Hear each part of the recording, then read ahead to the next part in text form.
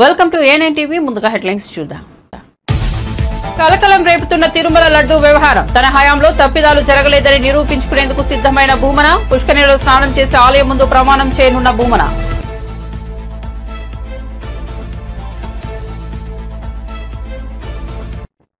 తెలంగాణలో అత్యాచారాలు, గూండాయిజం పెరిగాయని ఆరోపణ. శాంతి భద్రతల విషయంలో ప్రభుత్వం విఫలమైందన్న హరీష్ రావు. సునీత లక్ష్మారెడ్డి నివాసంపై దాడులు చేశారని ఆగ్రహం.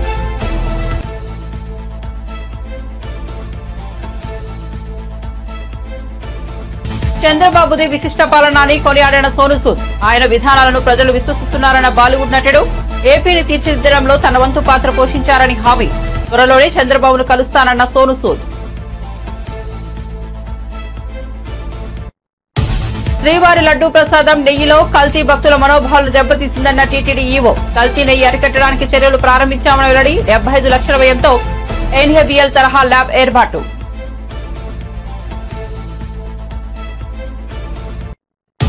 కూటమి ప్రభుత్వం 100 రోజుల పాలన చాలా బాగుందన్న మంత్రి నాదెండ్ల మనోహర్. తెనాలిలో 100 రోజుల్లో గంజాయిని అరికట్టగలిగామని వెల్లడి. ఎన్నికల ముందు ఇచ్చిన హామీలన్నీ ఖచ్చితంగా నెరవేరుస్తామని హామీ.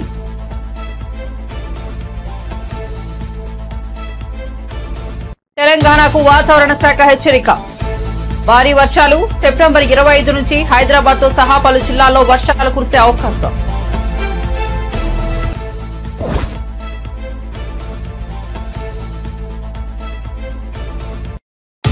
ఇక వార్త వివరాల్లోకి వెళ్తే, శ్రీవారి లడ్డూ ప్రసాదంలో వినియోగించే ఆవు నెయ్యిలో కల్తీ ఉన్న అంశం భక్తుల మనోభావాలను దెబ్బతీసిందని టీటీడీ ఈవో శ్యామలరావు పేర్కొన్నారు. కల్తీ వస్తువులను అరికట్టడానికి టీటీడీ చర్యలు ప్రారంభించిందన్నారు. స్వచ్ఛమైన నెయ్యిని ప్రముఖ సంస్థల ద్వారానే కొనుగోలు చేస్తామని ఆయన వెల్లడించారు.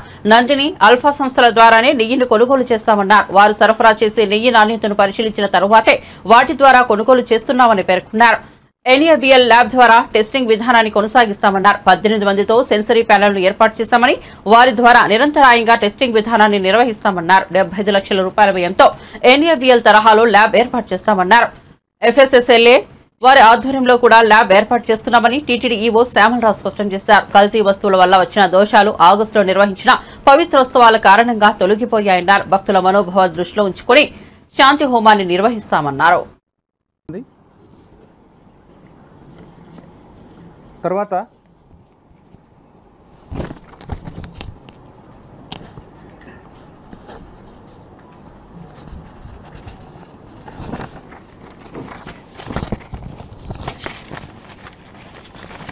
పవిత్రోత్సవాలు అనేవి ప్రతి సంవత్సరం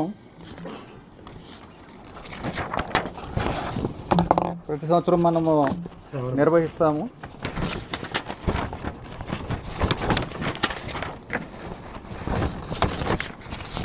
పవిత్రోత్సవాలు ఎందుకు చేస్తామంటే, మనం ఆలయంలో నిర్వహించే అనేక కార్యక్రమాల్లో అధికారుల దగ్గర నుంచి కానీ, అర్చకుల వలన కానీ, భక్తుల వలన కానీ తెలుసో తెలియకో ఏమైనా దోషాలు జరిగితే ఆ దోష పరిహారార్థం శ్రీవారి ఆలయంలో పవిత్రోత్సవాలు అనేవి ప్రతి ఏడాది శ్రావణ మాసంలో నిర్వహిస్తాం.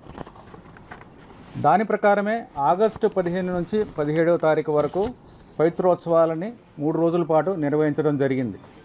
దీంట్లో భాగంగా మొదటి రోజు పవిత్ర ప్రతిష్ట, రెండవ రోజు పవిత్ర సమర్పణ, చివరి రోజు పవిత్ర పూర్ణాహుతి నిర్వహించాము. ఇందులో భాగంగా మనం నోట్ చేసుకోవాల్సిన విషయం ఏంటంటే, ఆలయంలో అన్నప్రసాదం పోటు, లడ్డూ పోటుల్లో పవిత్ర జలాలతో సంప్రోక్షణ చేయడం జరిగింది. ఆగస్టులోనే సంప్రోక్షణ చేయడం జరిగింది. దాని తర్వాత పోటులో వెలిసి ఉన్న శ్రీ కృష్ణస్వామి మూర్తులకు పవిత్రాలను కూడా సమర్పించడం జరిగింది. తద్వారా ఏవైనా దోషాలుంటే అవి తొలగిపోతాయి. దీని ద్వారా కల్తీ వలన వచ్చిన దోషం కూడా తొలగిపోయింది.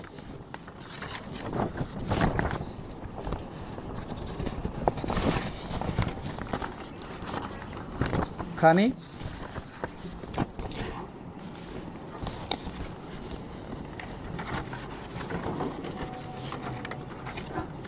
భక్తుల్లో ఉన్న ఆందోళన దృష్ట్యా ఆగమ శాస్త్ర సలహాదారులను, శ్రీ పెదజీయం గారిని, వీరందరినీ సంప్రదించి ఇంకా ఏమన్నా కార్యక్రమం చేస్తే బాగుంటుందా అనేది ముఖ్యమంత్రి గారు కూడా సూచించారు.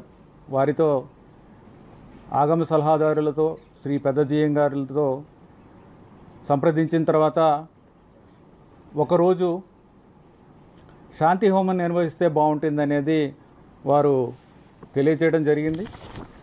దాని ప్రకారమే రేపు 23వ తారీఖు 6 గంటల నుంచి 10 గంటల దాకా ఈ శాంతి హోమాన్ని నిర్వహిస్తున్నాము.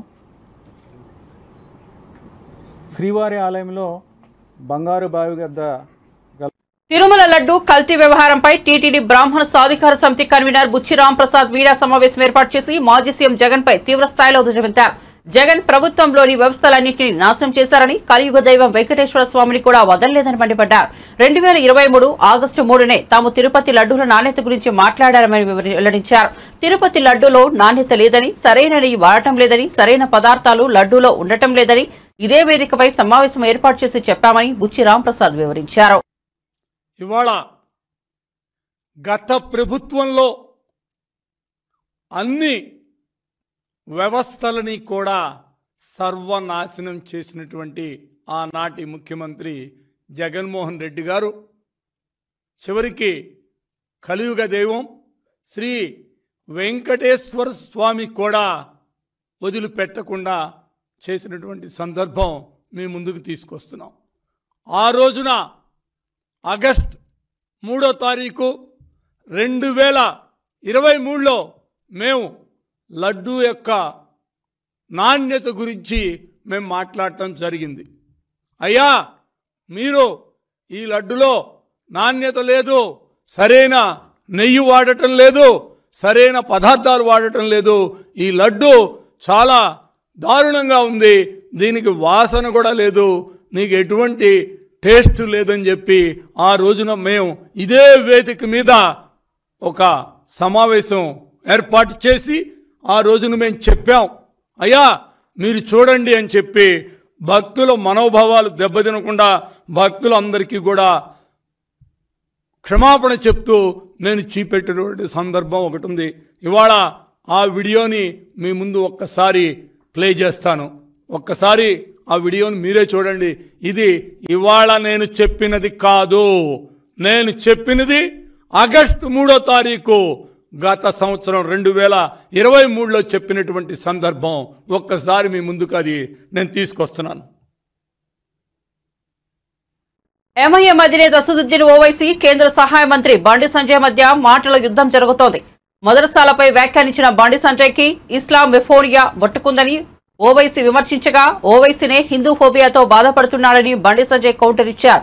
పోలీసులు లేకపోతే 15 నిమిషాల్లో దేశంలోని హిందువులందరినీ హతమార్చుతానన్న వ్యక్తి హిందూ ఫోబియాతో బాధపడుతున్నట్టే కదా అని బండి సంజయ్ వ్యాఖ్యానించారు. ఏనాడైనా ఓవైసీ బ్రదర్స్ గాని ఎంఐఎం కార్యకర్తలు గాని వందే మాత్రం గీతాన్ని ఆలపించారా? వాళ్ళు ఆపుతున్న ఫోబియా ఏది అని ప్రశ్నించారు. ఒక్కసారైనా ఓవైసీ హిందూ పండుగల్లో పాల్గొన్నారా, లేక బొట్టు పెట్టుకుని హిందూ దేవతలకు నమస్కరించారా అని బండి సంజయ్ నిలదీశారు. ఎలా 15 నిమిషాలు సమయం ఇస్తే నరికి చాంపుతానికి ఏం ఫోబియా ఉంది? హిందూ ఫోబియా ఉంది. 15 నిమిషాలు సమయం ఇస్తే నరికి చాంపుతారు హిందువులను. బీఫ్ గోమాంసం తినాలే మజా ఉంటుంది ఏం ఫోబియా ఉంది? హిందువులు ఆరాధ్య దైవంగా భావించినటువంటి గోమాంసం తింటే మజా ఉంటుందని చెప్పి అన్నానికి ఏం ఫోబియా ఉంది? ఇలా దేవులను హిందూ దేవులను కించపరిచేటువంటి ఎంఐఎం పార్టీ నాయకులకు ఓవైసీ కుటుంబానికి ఏం ఫోబియా ఉంది? ఇలా ఓల్డ్ సిటీలో రోహింగ్యాలకు అడ్డాగా మార్చి అనేక మంది టెర్రరిస్టులకు అడ్డాగా మార్చి దేశంలో ఎక్కడ పట్టుబడ్డా కూడా దానిలో ఒక వ్యక్తి ఓల్డ్ సిటీకి సంబంధించిన వ్యక్తి ఉంటున్నాడు. కానీ మరి వాళ్ళకి ఏం ఫోబియా ఉంది? ఇలా కనీసం ఎంఐఎం పార్టీ ఎమ్మెల్యేలు ఓవైసీ అని వందే మాత్రం ఇప్పటికీ ఆలపించాడు. ఏం ఫోబియా ఉంది మీకు?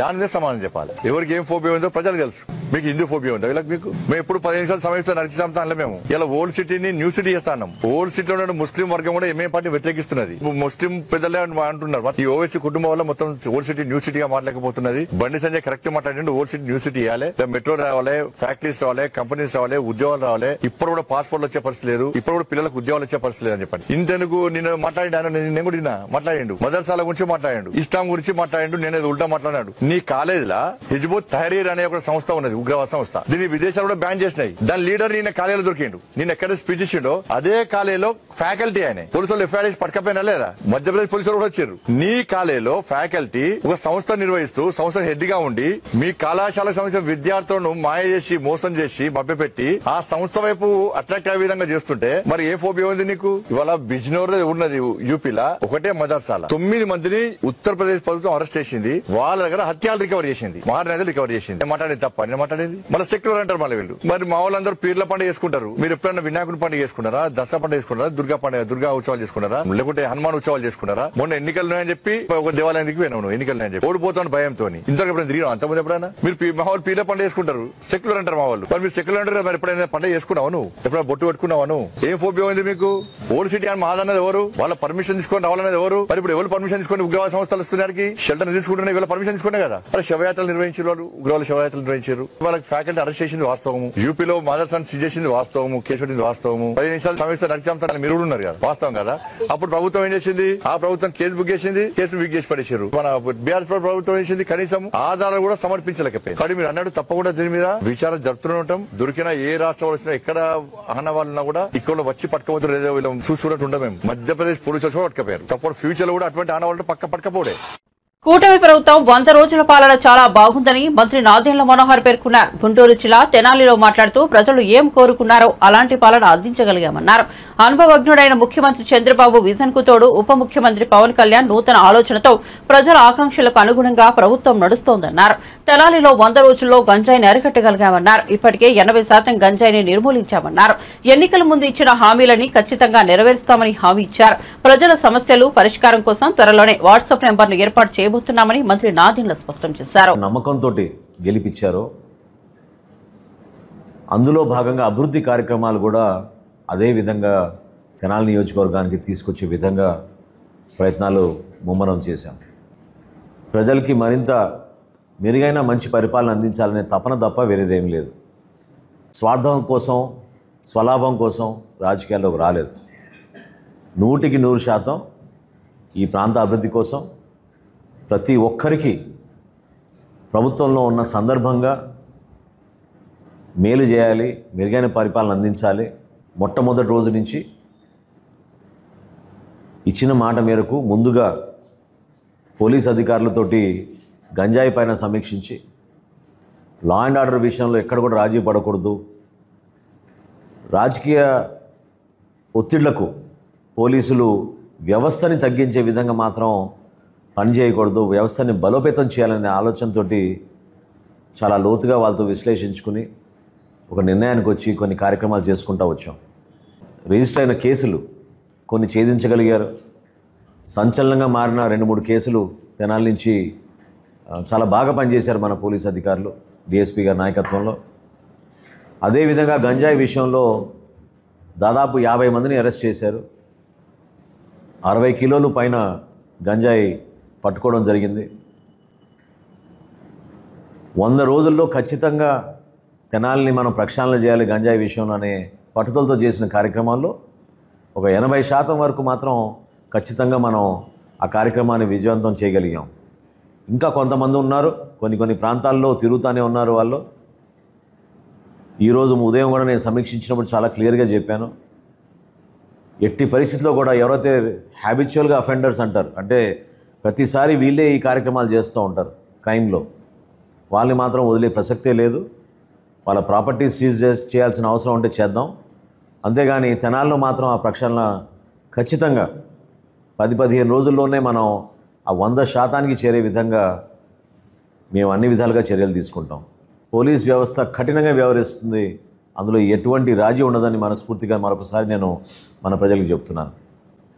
అదేవిధంగా మున్సిపాలిటీ విషయంలో 2వ రోజు నుంచే ఇక్కడున్న వ్యవస్థని ఏ విధంగా నిర్వీర్యం చేశారో, గతంలో పాలకులు అసలు నిర్లక్ష్యం ఎంత దారుణంగా ఉండిందంటే కనీసం కాలువలో పూడికి కూడా తీలేపోయారు.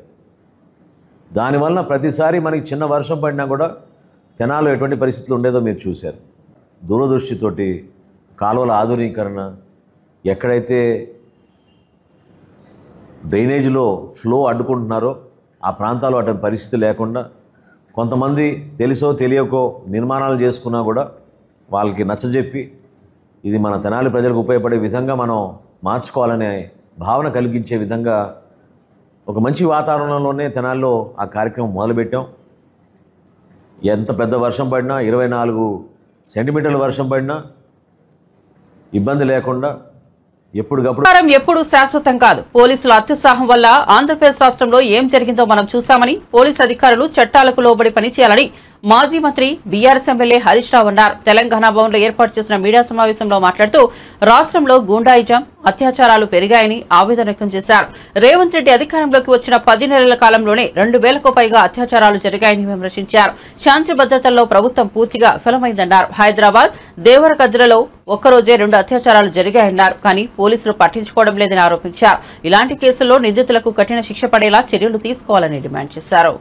చికెన్ గునియా తర్వాత వైరల్ ఫీవర్స్, డెంగ్యూ, మలేరియాతో పరేషాన్ అవుతుంటే అది ఎక్కడ ఏ టీవీలో ఏ పేపర్లో కనబడిస్తా. అంటే ఈ ప్రభుత్వ వైఫల్యాలన్నీ డైవర్షన్ చేయడానికి హైడ్రా పేరు మీద ముఖ్యమంత్రి గారు మనందరి అటెన్షన్ డైవర్షన్ చేస్తుంటారు. మనము ప్రతిపక్షంగా మేము కానీ, ఫోర్త్ ఎస్టేట్గా ఉన్నటువంటి మీడియా కానీ, లక్షల ఎకరాల్లో పంటలు ఎండుతున్నాయి, దాని మీద మనం ఫోకస్ చేయాలి. లక్షల మంది రైతులు ఈరోజు ఇబ్బందులు పడుతున్నారు. లక్షలాది మంది ప్రజలు జ్వరాలతో ఇబ్బంది పడుతున్నారు. గ్రామాల్లో పారిశుద్ధ్యం లేక ఇబ్బంది పడుతున్నారు. ఎన్నో కొన్ని లక్షల మంది ప్రజల సమస్యలు ఉన్నాయి. ఈరోజు మనం దాని మీద ఫోకస్ చేయాలి.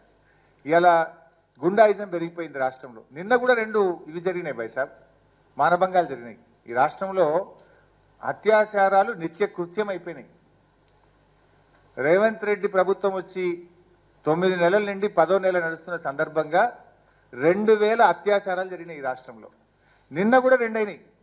మా దృష్టికి వచ్చినాయి 2 ఉన్నాయి. డీటెయిల్స్ చెప్పమంటే చెప్తా. ఒకటి హైదరాబాద్లో ఉంది, ఇంకోటి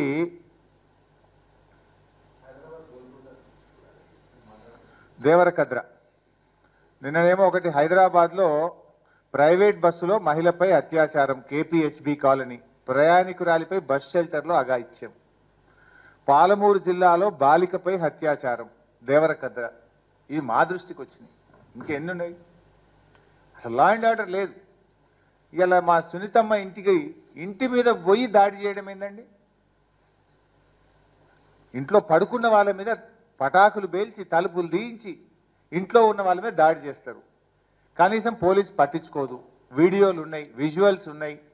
ఆ దాడి చేసిన వాళ్ళ మీద కేసులు నమోదు చేసి వెంటనే అరెస్ట్ చేయాలని చెప్పి నేను డీజీపీ గారిని డిమాండ్ చేస్తున్నాను. దాని మీద శ్రీధర్ బాబు గారు ఎంతో తన యొక్క చాకచక్యాన్ని, తనకుండే తెలివితేటలన్నీ ఉపయోగించి ఆయన గారు అంటారు, ఈ మీటింగ్ ఏదో ఆయన గాంధీ గారి నియోజకవర్గంలో జరిగిందట, మర్యాదపూర్వకంగా ముఖ్యమంత్రి కలవడానికి వచ్చిండు అన్నాడు. నేను చెప్పిన దానికి మళ్ళీ నేను కూడా నిన్న చెప్పిన, మర్యాదపూర్వకంగా కలవడానికి ఎప్పుడు వస్తారు? అఫీషియల్ మీటింగ్కి వస్తారు తప్ప పార్టీ మీటింగ్కు రారు అనే విషయాన్ని శ్రీధర్ బాబు గారు గ్రహించారు. నంబర్ 1. నంబర్ 2, గాంధీ గారిది అయితే నియోజకవర్గం, మరి ప్రకాష్ గౌడ్ గారు ఎందుకు వచ్చిండ్రు? శ్రీహరి గారు ఎందుకు వచ్చిండ్రు? దానికి సమాధానం చెప్తారా? అబద్ధం ఆడితే అతికెట్టని ఉండాలి. జనము చీచీ అంటున్నారు. మీరు ఎన్ని అబద్ధాలు ఆడతారు? ఆయన మాట్లాడి నేను బీఆర్ఎస్లో ఉన్నాను, వీళ్ళందరూ మళ్ళీ మీటింగ్ పోతారు. శ్రీధర్ బాబు అంటాడు ఇది 2 బీఆర్ఎస్ ఎమ్మెల్యేల కొట్లాట అంటాడు. ఇవాళనేమో కలవడానికి వచ్చిండ్రు అంటారు. ఇది నగ్నంగా బయటపడ్డది కదా. లెక్కలేని తనం. కాంగ్రెస్ ప్రభుత్వము అంటే ప్రజాస్వామ్య విలువల్ని ఖూనీ చేస్తూ నగ్నంగా బయటపడ్డారు.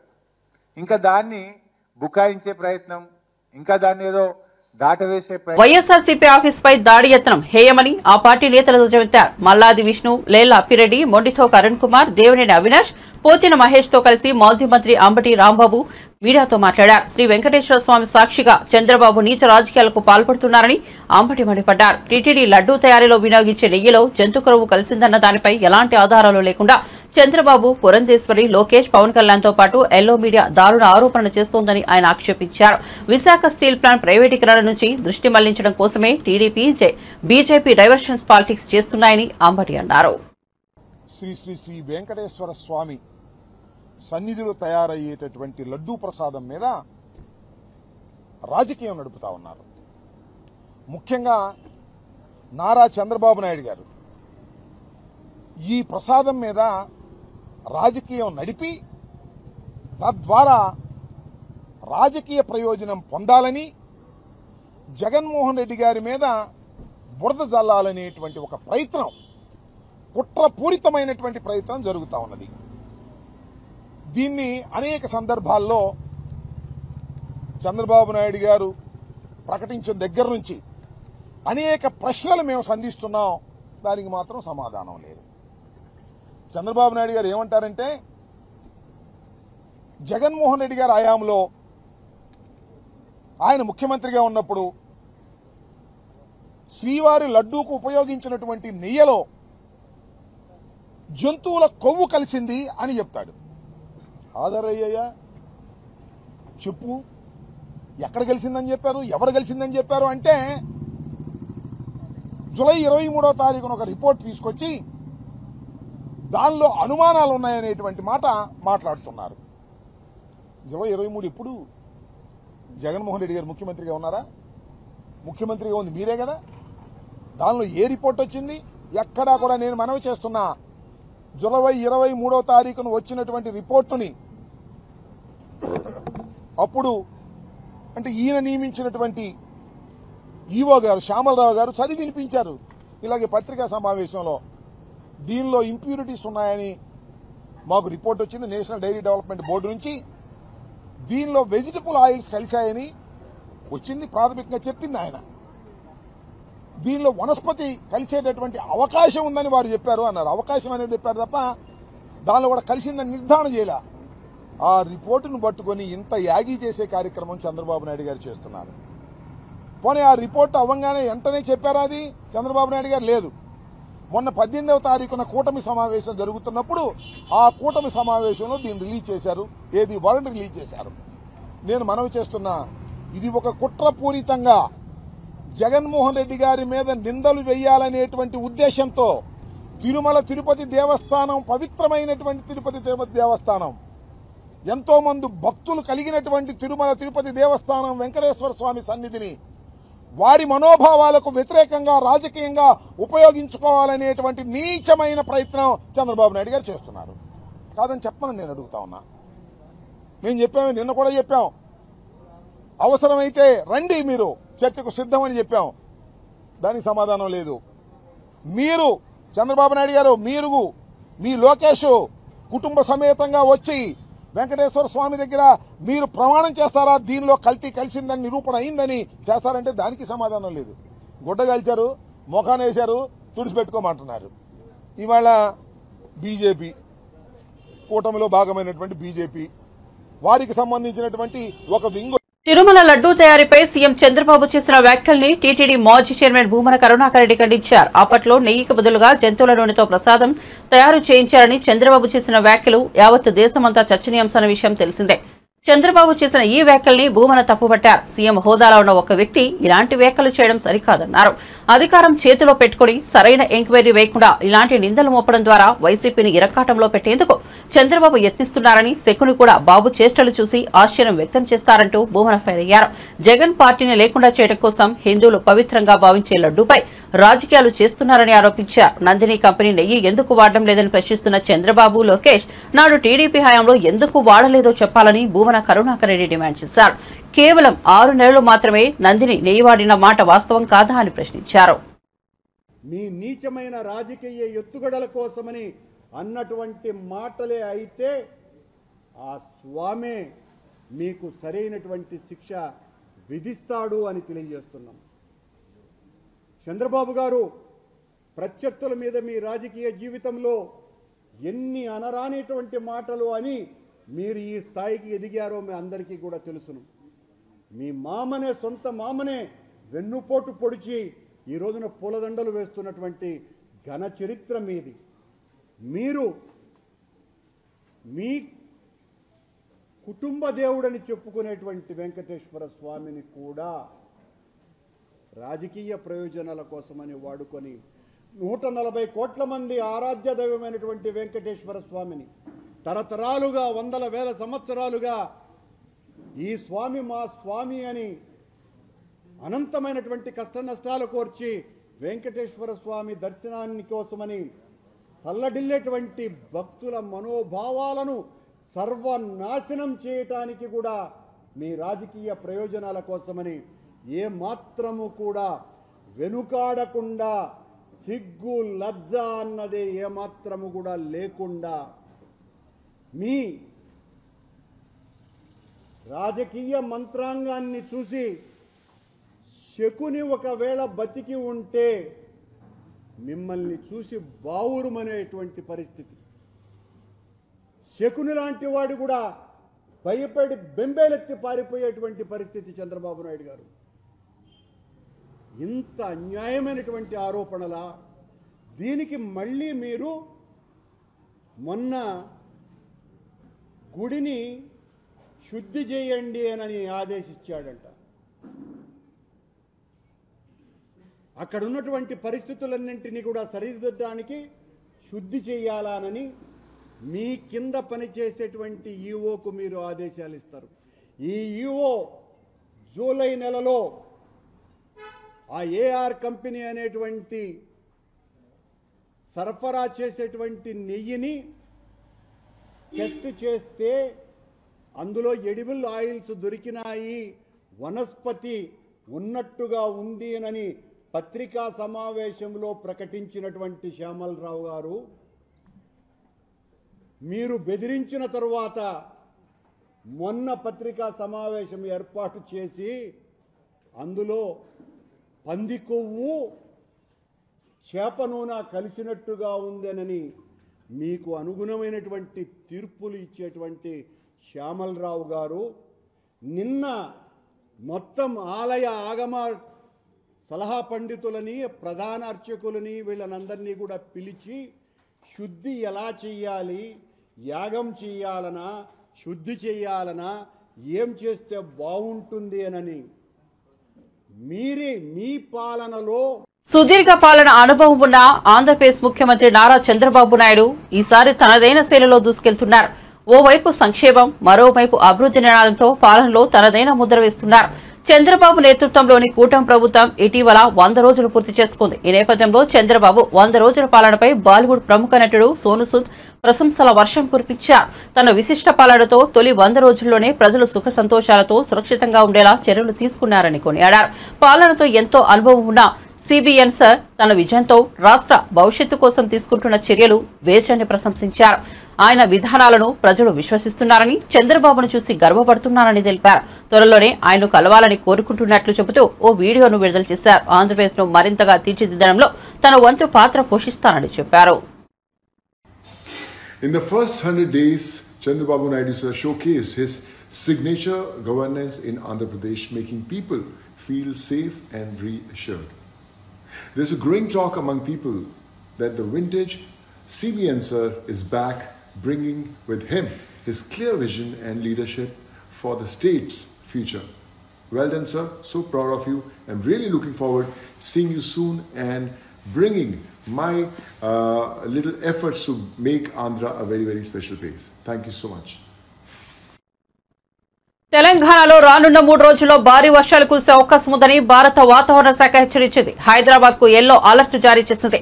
నగరంలో భారీ నుంచి అతి భారీ వర్షాలు కురుస్తాయని తెలిపింది. సెప్టెంబర్ 23 నుంచి 25 వరకు హైదరాబాద్ తో సహా పలు జిల్లాల్లో ఉరుములు, మెరుపులు, ఈదురుగాలులతో కూడిన వర్షాలు కురిసే అవకాశం ఉందని వాతావరణ శాఖ వెల్లడించింది. హైదరాబాద్ లో సోమ, మంగళ, బుధ, గురువారాల్లో మేఘావృతమై ఉంటుందని తెలిపింది. నగరంలోని పలు చోట్ల తేలికపాటి నుంచి మోస్తారు వర్షాలు, ఉరుములు, మెరుపులతో కూడిన జల్లులు కురిసే అవకాశం ఉందని భారత వాతావరణ శాఖ అంచనా వేసింది. మంగళవారం భారీ నుంచి అతి భారీ వర్షాలు కురిసే అవకాశం ఉందంటూ ఎల్లో అలర్ట్ జారీ చేసింది.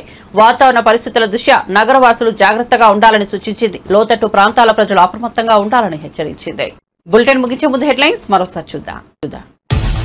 కలకలం రేపుతున్న తిరుమల లడ్డూ వ్యవహారం. తన హయాంలో తప్పిదాలు జరగలేదని నిరూపించుకునేందుకు సిద్ధమైన భూమన. పుష్కరిణిలో స్నానం చేసి ఆలయం ముందు ప్రమాణం చేయనున్న భూమన.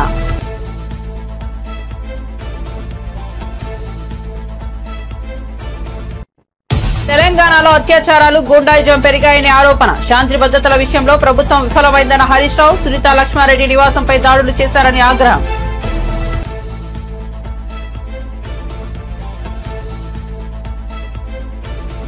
చంద్రబాబుది విశిష్ట పాలన అని కొనియాడిన సోను సూద్. ఆయన విధానాలను ప్రజలు విశ్వసిస్తున్నారన్న బాలీవుడ్ నటుడు. ఏపీని తీర్చిదిద్దడంలో తన వంతు పాత్ర పోషించారని హామీ. త్వరలోనే చంద్రబాబును కలుస్తానన్న సోను సూద్. శ్రీవారి లడ్డూ ప్రసాదం నెయ్యిలో కల్తీ భక్తుల మనోభావాలను దెబ్బతీసిందన్న టీటీడీ ఈవో. కల్తీ నెయ్యి అరికట్టడానికి చర్యలు ప్రారంభించామని వెల్లడి. 75 లక్షల వ్యయంతో ఎన్ఏబిఎల్ తరహా ల్యాబ్ ఏర్పాటు.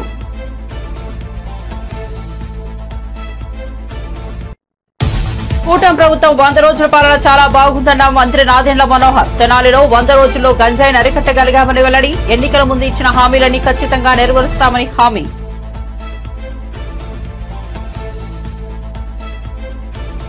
తెలంగాణకు వాతావరణ శాఖ హెచ్చరిక. భారీ వర్షాలు. సెప్టెంబర్ 25 నుంచి హైదరాబాద్ తో సహా పలు జిల్లాల్లో వర్షాలు కురిసే అవకాశం.